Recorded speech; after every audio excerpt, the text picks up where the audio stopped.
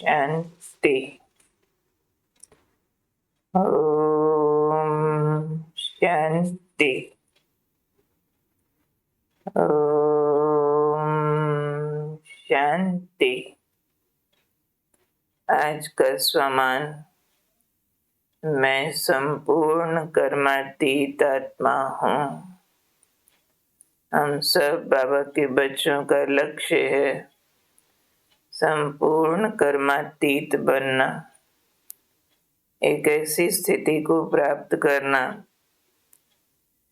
जो कर्मों के प्रभाव से मुक्त हो, जिस स्थिति में कर्म की स्पीड बहुत फास्ट, हर कर्म सफल, एक्यूरेट, कोई मिस्टेक नहीं, ऐसी लगन में मगन, एक के प्यार में खोई हुई स्थिति, उस तक पहुंचने के लिए आज प्यारे बाबा हमें गाइड कर रहे हैं कि संपूर्ण कर्मातीत बनने में व्यर्थ संकल्पों के तूफान ही विघन डालते हैं, क्योंकि हर कर्म से डिटैच होकर कर्म करना और हर कर्म संपूर्ण सफल होना, दोनों बातें, वहां तक पहुंचने के लिए व्यर्थ नाम मात्र भी नहीं चाहिए, क्योंकि ये हाईएस्ट स्टेज है संपूर्णता की। तो बाबा ने इसके लिए आज समझाया कि ये व्यर्थ संकल्पों की कंप्लेंट को समाप्त करके संपूर्ण कर्मातीत बनना, तो उसके लिए कुछ प्रोग्राम बनाओ। क्या प्रोग्राम बनाओ? अपने मन को हर समय बिजी रखने का प्रोग्राम बनाओ। उसके लिए क्या करो? समय की बुकिंग करने का तरीका सीखो। ये समय की बुकिंग कैसे करनी है? सारे दिन में मन को कहाँ कहाँ बिजी रखना है, ये प्रोग्राम बनाओ। फिर बाबा ने समझाया, हर रोज अपने मन को 4 बातों में बिजी कर दो और 4 बातों के हिसाब से अपनी दिनचर्या को शेड्यूल करो। जैसे बाहर का शेड्यूल बनाते हैं ना, इतने समय खाना पकाना, इतने समय ऑफिस जाना है, इतने बजे ऑफिस से आना है, फिर ये करना वो करना वगैरह शेड्यूल करते हैं। आज छुट्टी है, आज वर्किंग है, शेड्यूल करते हैं। ऐसे ही बाबा ने कहा, हर दिनचर्या में मनचर्या भी बनाओ। मन को बिजी रखने के लिए 4 हिस्से कर दो दिनचर्या के। पहला मिलन, दूसरा वर्णन, तीसरा मगन, चौथा लगन। इन 4 बातों के हिसाब से बाबा ने कहा अपनी दिनचर्या सेट करो। मिलन क्या है? मिलन है मन से बाबा से रूह रिहान करना, आत्मा होकर परमात्मा से दिल की बातें करना। ये है अंदर अपने आप से करते रहना। दूसरा है दिनचर्या का भाग सेट करो वर्णन करने में। वर्णन क्या करना? यानी वाणी से सेवा करना, जो बाबा से सीखा और दूसरों को देना। और तीसरा है लगन, फिर है मगन। धुन लग जाए, लगन लग जाए, कोई ना कोई एक पॉइंट की रोज लगन लगा लें।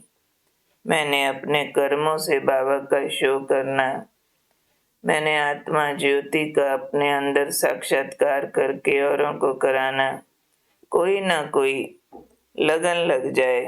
मैंने डबल लाइट फरिश्ता होकर रहना, मैंने परम धाम निवासी होकर रहना, मैंने बाबा को दोस्त के रूप में अनुभव करना। आज मैंने बाबा को साजन के रूप में अनुभव करना। धुन लग जाए, जैसे लागी लगन, मेरा हो गई मगन। प्यार में मगन, शक्तियां लेने में मगन, बाबा से सुख का अनुभव करने में लगन, ये लगन लग जाए कि ये मुझे करना ही है। कोई ना कोई होमवर्क मन बुद्धि को दिया हुआ हो जिसको हर दिन हमने क्वालिफाई करना। आज शक्ति स्वरूप की लगन में लगे हुए हैं, आज आनंद स्वरूप की लगन में लगे हुए हैं, आज प्रेम स्वरूप की लगन में लगे हुए हैं, और फिर है मगन हो जाना। तो ये 4 हिस्से अपनी दिनचर्या के बनाओ कि इतने बजे मैंने बाबा से रो रिहान करनी है, ये काम करते हुए मैंने बाबा से ये वाली बातें करनी है, भोजन बनाते समय ये बातें करनी है, भोजन खाते समय ये वाली बातें करनी है, और इस टाइम पर मैंने ऐसे ज्ञान का वर्णन करना है, इसके आगे करना है, उसके आगे करना है, उसको सेट करना है, उसको दिनचर्या के टाइम टेबल के अंदर डाल देना है। फिर लगन जरूर कोई ना कोई स्वमान की, कोई ना कोई प्रकार की अनुभूतियों की, कोई ना कोई प्रकार के बाबा से अनुभूतियां करने की लगन लगा लेनी है। चाहे वो होमवर्क हम मुरली से लें, चाहे वो खुद का सामान रोज का सेट करें, लेकिन लगन लगा कर रखनी है, उस धुन में रहें और फिर मगन हो जाएं। मगन है संपूर्ण एकाग्रता। एकाग्रता का भी टाइम निश्चित करें।